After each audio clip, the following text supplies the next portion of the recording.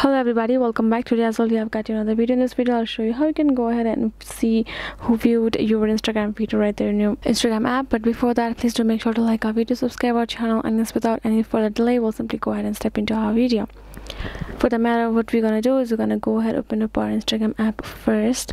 Once our Instagram app is open, it's basically gonna look like this in the homepage of our app. So let's say if we have a particular video that we have posted and we would like to see who have viewed, so there are simple things that you have to make sure of. Here in this, like a heart icon, this notification icon, if somebody has liked on our video and or commented in our video, then we will get a notification over here. We can go ahead, tap on it, and we can hear who has liked our video, right? And even at the end of the day, Instagram as well gives you a notification regarding, let's say if your post has got 300 views or 360 or 370, then you will get that kind of notification as well. But you do not have an option where you can see who have viewed your, unlike in stories. So let's say if you post a story and if you tap on this viewing option, you will be able to check out who have viewed your story, right? You can just go ahead, check out the person's account details in the story section, but that does not apply to the real video that you have posted in your Instagram.